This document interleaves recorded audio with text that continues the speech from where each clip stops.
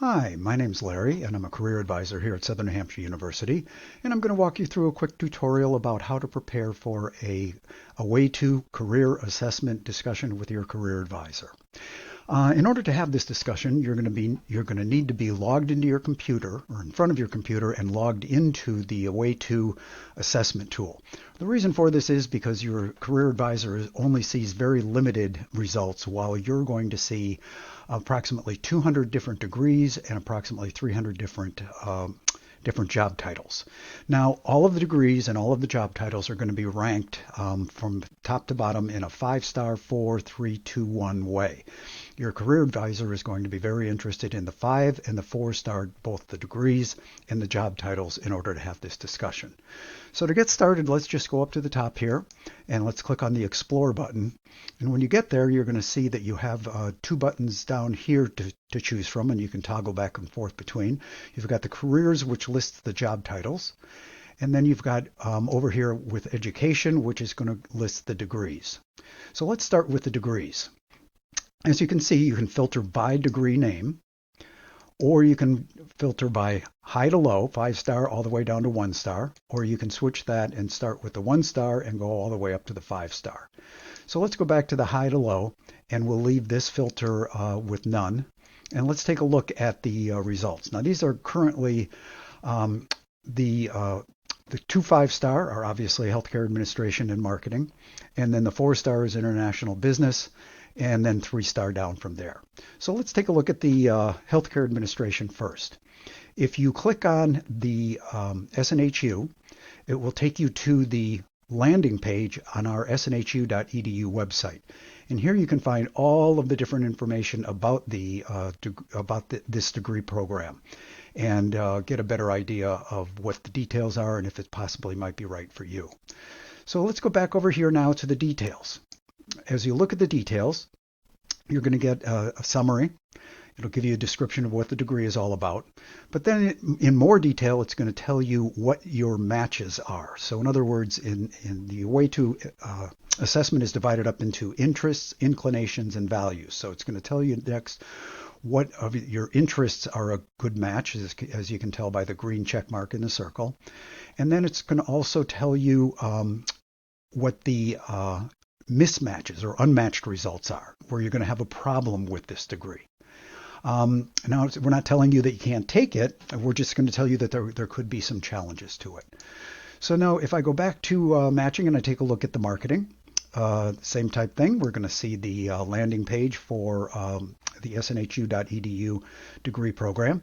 And then if I take a look at the details, once again, a general overview or a summary of a marketing degree, and then again the match details, as well as the unmatched details. Now, the unmatched, again, is just very simply where you're going to have an issue. So right here, for example, it's telling you that networking might be an issue if you want to get into the marketing department or a marketing degree. So people networking. So you've got to ask yourself, is this really going to be an issue for me? Is this going to be a roadblock? So let's go back to the top again, and let's switch over to careers. So we click on the careers button, and once again, you can filter by industry, or you can do high to low or low to high. So we're back to high to low here, and you can see that the top 2 jobs, public relations manager and data modeler, and then a number of 4-star jobs below that. Now, what we're looking for here is not necessarily an exact job title. We're not telling you to run out and become a public relations manager or a data modeler. What we're looking for is a consistency or a pattern in words. We're looking for words like manager or analyst or modeler or counselor or nurse, for example. Let me just use that as an example, that a nurse tends to help people heal. A counselor helps people heal as well. So that's what we're looking for. Are we looking at a helping type of role for you, a teaching type of role for you, an analytical type of role for you, and an analyst, or are we looking for information management? So we're looking for the consistency of the different words. So let's take a look at the public relations manager job.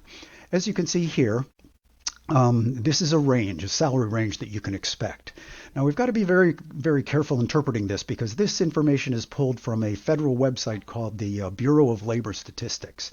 And what that follows is the median income nationally for a public relations manager role. Now, AWATO breaks it down in terms of a range, but what we find in terms of you cautioning you with the average salary is that a public relations manager in New York City is going to make a lot more money than a public relations manager in nowhere, East Texas. So you've got to be very, very careful with the size of the city, the region that it's in, and which will also dictate how much money is involved. It also goes in to tell you what the education level for a job like this is, and as you can see, it's a bachelor's degree. And then similar to the degrees, if you click on the detail, you get an overview. What does a public relations manager do? What is a day in the life like? What is the work environment like? And then what skills are required to be a public relations manager?